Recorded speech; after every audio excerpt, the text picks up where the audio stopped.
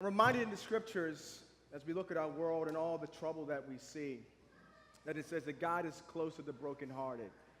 And I believe one of the ways that he is close to the brokenhearted is through his people, his agent called the church. And so as we see these things in our world, as we see the hurting, as we see the pain, I'm reminded that the church has a purpose, that we are the hands and feet of Christ. We can be his love, we can be his peace in the midst of hardships and pain. But I'm grateful to be here with you this morning, and I want to say welcome to church this morning, everybody. Excited to be here? Yes? And the last time I was here, we weren't here. We were over at the Single Carrot Theater down the street, and look what God has done in a short period of time. So I am grateful to be back with you this morning and seeing what God continues to do in this community. Now, as we continue today, I want to talk with you about a topic and a theme called, Are You All In? Look at the person next to you and say, are you all in? Are you all in? Now, I know we love St. Mo's Church. We love Kent. We love Ian. We love Sam. We love the team. We love what God is doing. But are we all in with what Jesus Christ calls his followers and believers to do, and the commitment he calls us to live in with him? Because sometimes, even though we love church, we love all the things happening, we can find ourselves in the middle. Let me explain. I have a confession this morning, St. Mo's Church. Don't judge me. Don't make fun of me. I love Baltimore. I'm from Baltimore. I've lived in Baltimore. But I am truly a fan of the Washington Redskins. That's who I am. We got one more here. My entire family, my kids, and my dog. Show the next clip, please. My whole family.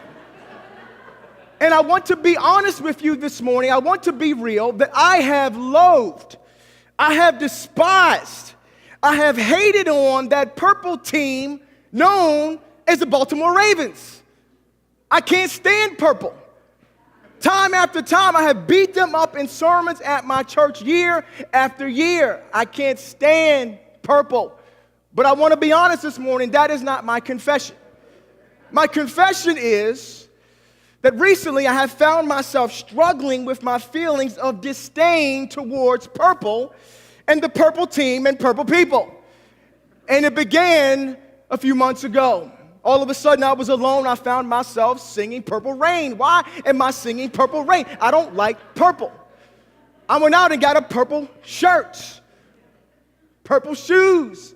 All of a sudden, I found myself being drawn towards purple. Why is this? And then it hit me. Because the purple team went out for once and did something special, did something amazing for once, and picked up my main man, the big boy himself, RG3. Who knows RG3? And nobody knows RG3. Right here. Skins fans love RG3. Because for about a year and a half, he gave us hope and belief that we could rise from the trash heap of the league and see a brighter day. It didn't happen, but we believed it. And so we love RG3. So when I saw RG3 in purple, I began to struggle. I love you, but I don't like them. What is going on? And I began to wrestle as to where I really was in my feelings. And I began to do some things I was ashamed of. One night by myself, I watched an entire Ravens game by myself. And I did not root against them one time. I always root for the downfall. I'm always hating on them, but this time I just watched the game. And then about a week later, a kind person from my church invited me to a Ravens game. And for the first time in my entire life, I went. I actually went to a Ravens game. And I actually posted this picture on Facebook. I cheered for them. I felt so dirty. I felt dirty. Close friends started to call me, Khori, we see you struggling. Are you in? Are you out? Are you out? Are you in? Do you like the Ravens? Do you loathe them? Do you hate them? Where are you? We see you on the fence. And I was wrestling day after day, week after week, but I knew I could not stay wishy-washy on the fence anymore. And so September 16th, I woke up that morning and the Lord made it clear that I'm no longer on the fence, but deal me in that I am now a fan of the Baltimore Ravens. And I posted this picture on Facebook, and I got the Matt Stover jersey, and he even autographed it for me. He goes to my church. I said, Matt, sign this. I don't hate you anymore. I love you. But oftentimes I have found that we can be the same way in church if we're not careful. We can come to church. We can move around the edges. We can come to, life group, small group, all these different events. But have we really moved to the all in life and put the jersey on that Jesus calls us to wear Monday through Sunday? Or are we wishy-washy and in the middle? As we look at our text this morning, what we're going to find is that Jesus calls us to live the all-in life. And we're going to see him calling his first followers, his first disciples. And I believe as we see him calling them into this all-in life, we will begin to ask the question, am I in the middle? Am I wishy-washy? Or have I moved into the all-in life with Jesus? Are you all in? We find Jesus in our passage this morning, in the early part of his ministry. He's not famous yet. He's not performed many miracles. Nobody really knows him. And he sets out on his mission and purpose to change the world, to free people from a life of sin, death, and pain, and to offer the life that God promised, a life that is full of God's purpose, his peace, and his promises. And as he begins to move throughout the region of Israel, he moves to a town called Galilee in northern Israel, a fishing town. And as he moves towards this place, he begins to call two groups of brothers into action, into this all-in life. And as this scene begins to unfold, we see an amazing scene and somewhat a crazy scene. And here's what it says in the text, right here in Matthew. As Jesus was walking beside the Sea of Galilee, he saw two brothers, Simon called Peter and his brother Andrew. They were casting a net into the lake, for they were fishermen. Come, follow me, Jesus said, and I will send you out to fish for people. Immediately, everybody say immediately, they left their nets and followed him. Going on from there, he saw two other brothers, James and John's Zebedee. They were in a boat with their father preparing their nets. Jesus called to them, and immediately, everybody say, immediately, they left the boat and their father and followed him. So Jesus is calling his first followers.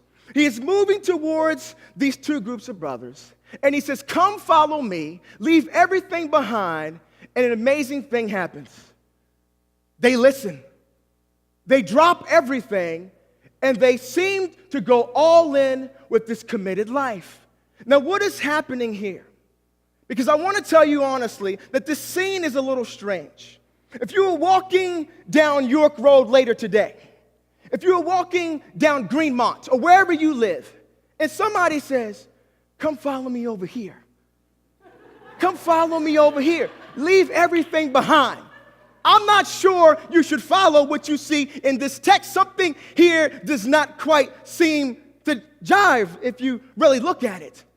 So what is going on here? That in this moment, they drop everything. These nets were not the weekend fishing nets that we use when we're down at the shore. These nets represented their jobs, their business, their identity. This was how they paid their bills, and they dropped it all in this moment and followed Jesus. And the key to understanding here, why they dropped everything in this moment, is understanding what they heard, what they processed when Jesus said the word me. Come, follow me. What did they hear? You see, the Jews had long been waiting for someone like Jesus to set them free. Because throughout their history, they found themselves pushed down, struck down because of sin. They were slaves in Egypt for 400 years, forced to build monuments, roads, and cities. They were kicked, they were stomped, they lost their language, their homeland, everything. Then they were slaves after that in Babylon for 70 years. no freedom, no language, no homeland, pressed down, kicked down by sin yet again. And now, in this moment, they are slaves to the Roman Empire. They were subjects, no rights, no freedoms, but they longed for a day when they would be free.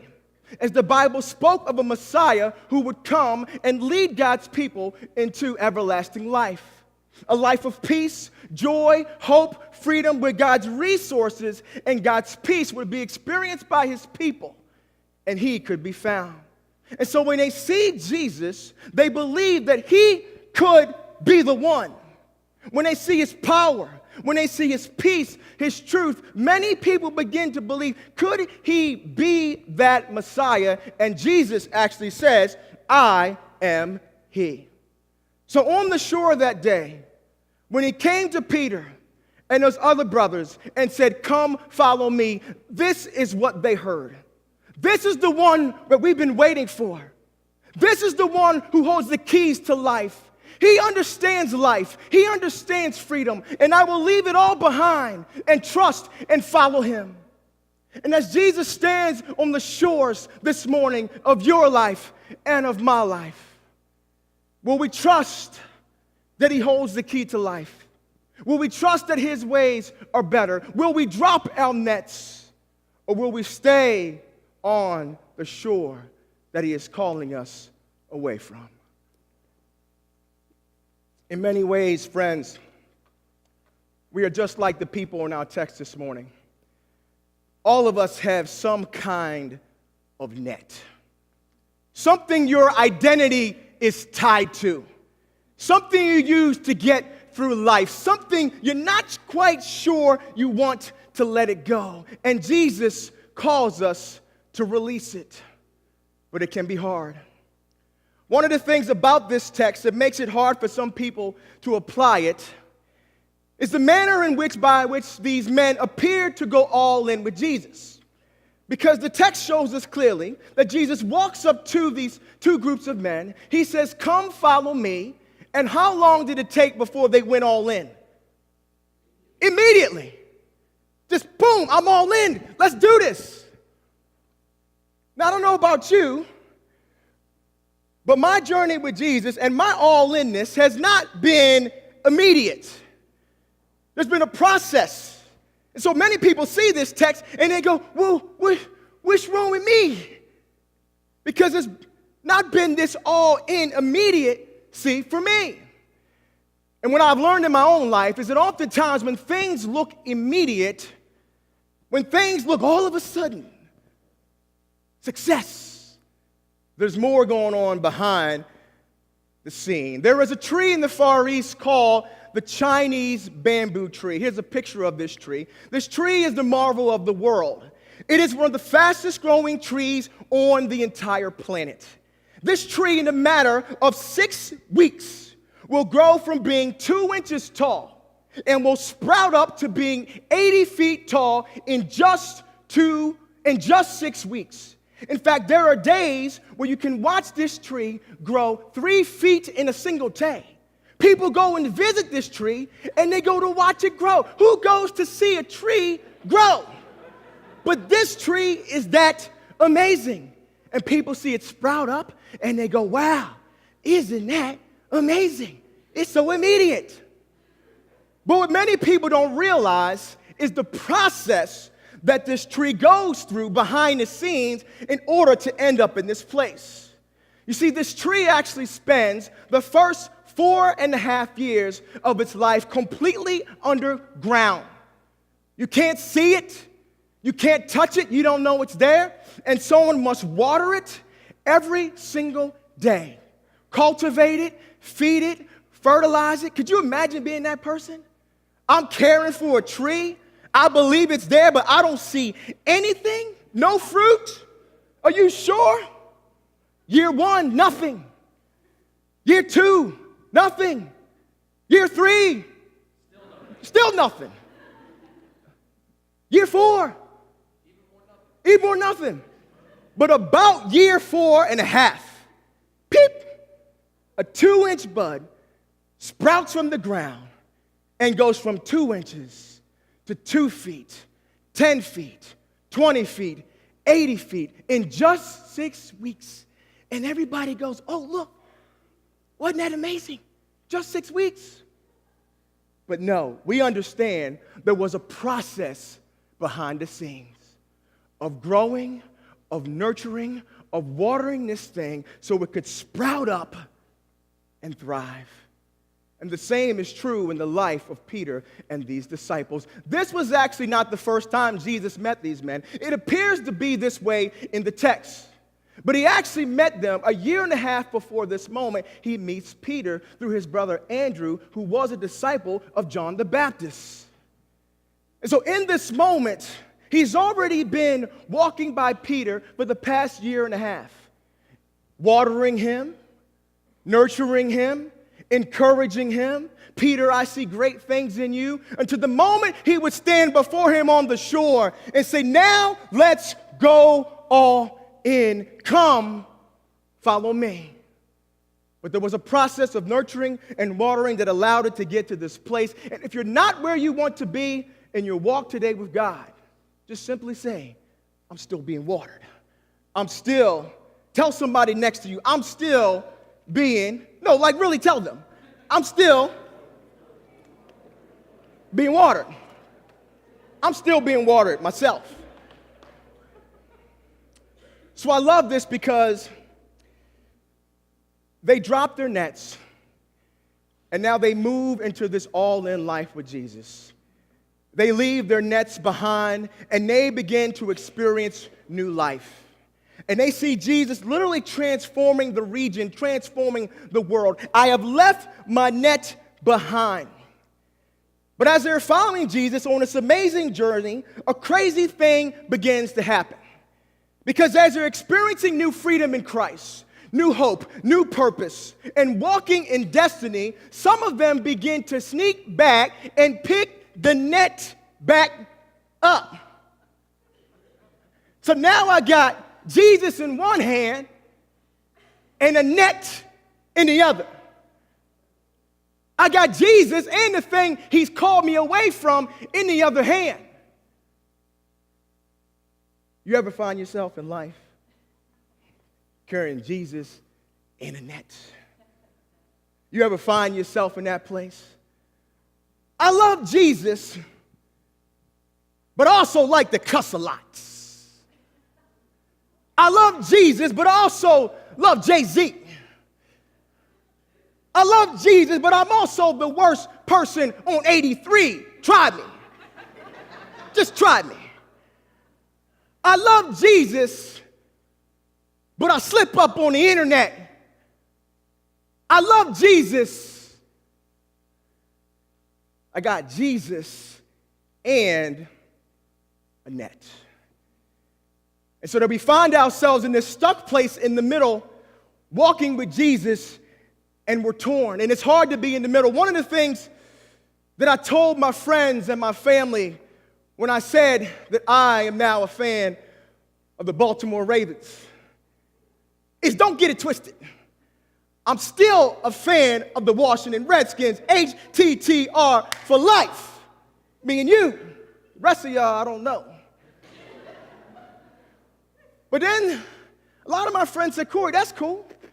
I got two teams too. I got this team, that team, no big deal. But then some slicksters started chiming in on Facebook. You ever seen some slicksters on Facebook? Nobody's seen the slicksters on Facebook. It's just me. Well, there's slick people on Facebook. Joe, you know about slick people on Facebook. So some slick people started chiming in. Pastor Khori, how can you really have two teams? And I said, Slickster, one is AFC and one is NFC. There's no tension. They don't even play for 2 years. Slickster? So then the Slicksters chime back in. Pastor Khori, which game you going to go to on Sunday? You can't go to 2 games. I said, Slickster, I'm here on Sunday. I don't go to any games. You should be with me. Slickster? So then the Slicksters really got smart. Well, Pastor Khori, You can't wear 2 jerseys. So which one you going to put on? I said, I know I can't wear 2 jerseys. That's why I got this one right here, made right here. What's up? Hold up. Some of y'all think I'm playing around. Flacco and McNabb. What's up?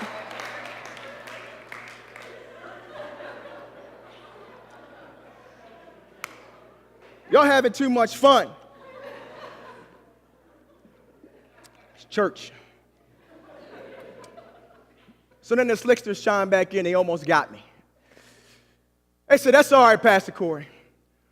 We'll know what side you're really on, because the day and the moment will come when the Ravens and the Redskins have to face one another, and there's something big on the line. Then we'll know in that moment where your heart truly lies. And the same is with us as we follow Christ. We find out where we truly are. We find out what team we're really on in those difficult moments when something big is on the line. Well, I trust Jesus with my marriage. Everybody in society is sleeping around, having well, I trust him. Well, I trust Jesus with my politics. Everybody is going crazy. There's so much tension. Well, I trust him with how I view other people and how I view their identity as my brother and sister in Christ, despite their background. We find out where we are. When there's something big on the line, we cannot stay in the middle. And Jesus was always trying to encourage his disciples, his followers, that the middle was not a place to live. And even as time went on, he became internationally famous, worldwide. His name was supreme, and the crowds grew and grew and grew, and everybody wanted to be in the party. But Jesus was always honest about what it takes to follow him into this all-in life and to experience everything that he had. And on some occasions, he said some things that were difficult to help people to understand that the middle and wishy-washiness was not going to work. In fact, on one occasion, this scene unfolds. Here's what it says. Large crowds were now traveling with Jesus. It's a big party now. Everybody wants to be in. And turning to them, he said, if anyone desires to follow me and does not hate his father, mother, wife, and children, brothers and sisters, yes, even their own life, such a person cannot be my disciple. Could you imagine the party, the rah-rah? This is so great, Jesus. We are having a great time. And then the record scratches. Some of y'all are too young for records, but there was this thing called records. Anyway, another time.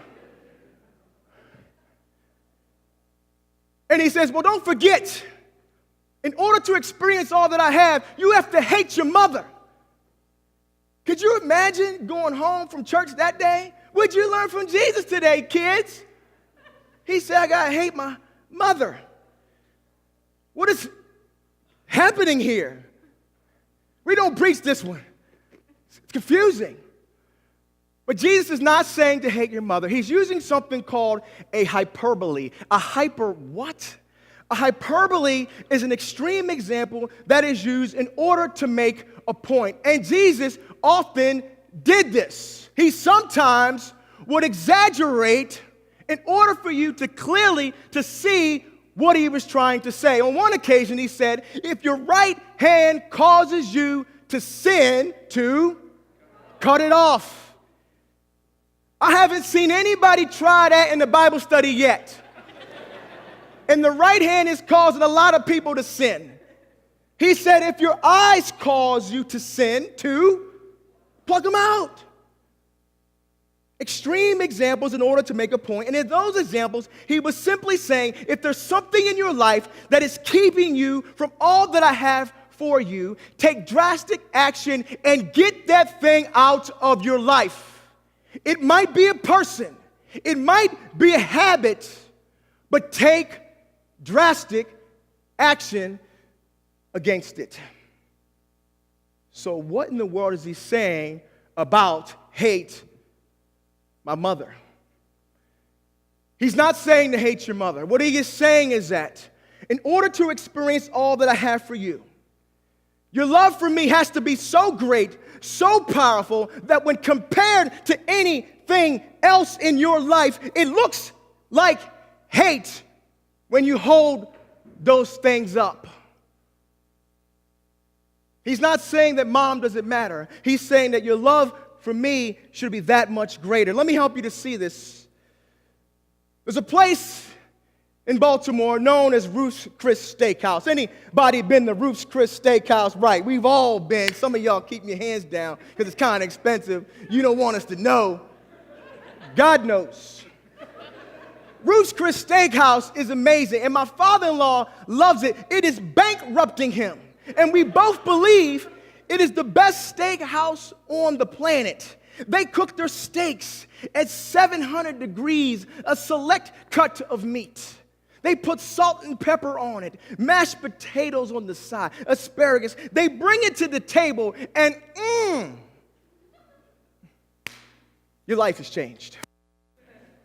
And I thought that it was the best steak on the planet until the day I tasted the Capitol Grill Steakhouse, the #1 steakhouse in the world the last 10 years. Anybody been there before? Anybody just want to admit, right, Joe Silly's been there, his wife's been there, more of you have been there. So they cook their steaks first. Let me tell you this. They age their steaks for 40 days and 40 nights.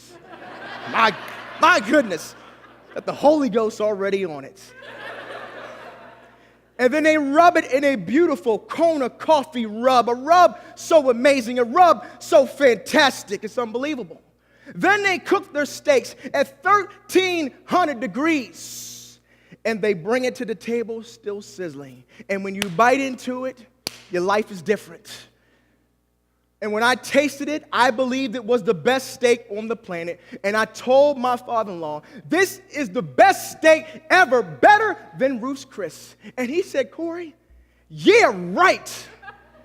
Me and you have already agreed that Ruth's Chris is amazing, it's fantastic. He said, no way, compare the two. And I said, okay, I will. And these were my exact words. When I compare Ruth's Chris, pretty good, to the Capitol Grill,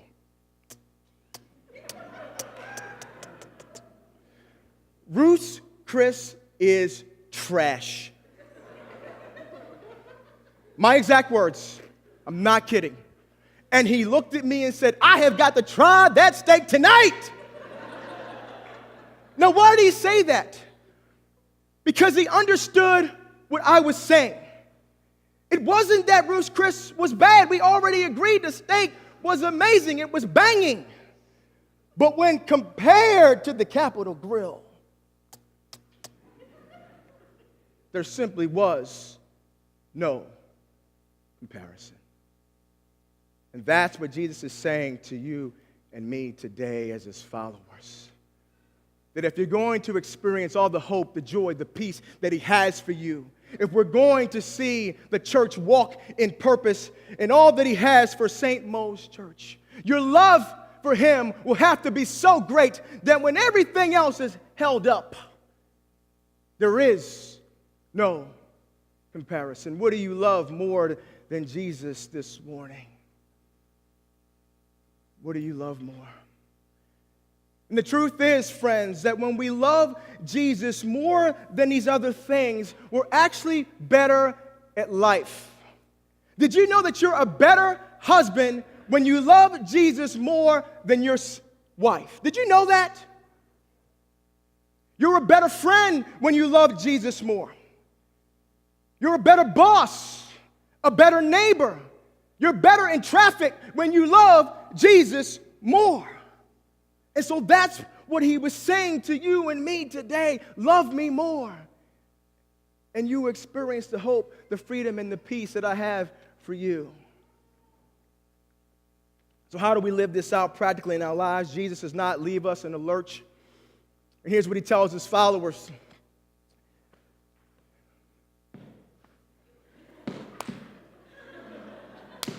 Can you pull that up? Oh, it's gone. Okay, here we go. I knew something was up. Here's what it says. Jesus says to them in Luke 9:23, whoever wants to be my disciple must deny themselves and take up their cross daily and follow me. Deny yourselves. How often do you hear that message on TV? Deny yourself. Everything is me, what I want, what I need. But you never hear about self-denial as a way to freedom and peace. Deny yourself. And here's the reality, friends, that if you follow every desire that you have on your heart and in your mind, and if you don't ever deny yourself, you will be on CNN tonight. You can't follow every desire, every feeling. And Jesus is trying to teach us this. There's times we need to deny ourselves in order to experience what he has for us. He then goes on to tell his followers to take up your cross. And they would have pictured the process of the cross. And in the beginning of the process, they would strap a beam to you and they would bring you through town. And you would walk through places that you used to hang out in. And you would pass by places you used to hang out, and you'd have to say goodbye. I'm never going to be hanging out there again because I'm on my way. And you'd pass by people you used to hang out with. I can't hang out no more, as you can see it, because I'm on my way. And when Jesus says to take up your cross, what he's saying to you and me is that there are some places you need to pass by and say, I can't hang with you anymore. There's some people you need to pass by and say, sorry, no more late night rendezvous. Because God has something more. And he says that we have to do this. How often? How often do we need to take up our cross? Daily. Every second, yes. Every second. Daily we need to do it. Because there's always some distraction, something trying to throw you off. Daily. But as we commit daily, as we wake up and say, Lord, I'm still in. Maybe I fell down. Maybe I made a mistake, but I'm still in. One day leads to another. And another day leads to another and another and another. And you may not be where you want to be, but you're not where you started. And you're on your way to the all-in life. I see you standing on the shore this morning holding a net. And I see Jesus coming up to you and saying, put it down. Come follow me into the all-in life. I have so much more purpose, so much more freedom. Let's transform this world together. And the question for you and me as his followers is, will we put down that net? Will we trust that his way is better? Will we stay in that stuck place? That decision is not up to me. That decision is up to you. Let's pray. Father in heaven, I thank you this morning for your word as it reminds us gently and encourages us and inspires us in how to experience more of you. And Father, maybe we're here today and we have been in the middle. We've been in a stuck place. And I see you, Lord, with love and compassion and grace in your eyes, not judgment, saying, trust me, follow me, give me that thing. And so I pray now, Lord, with spiritual eyes, that we would give those things to you.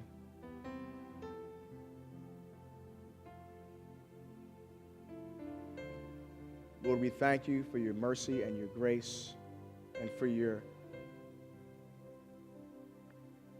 magnificent love, your scandalous love. It's in your name. All of his people prayed and said, amen.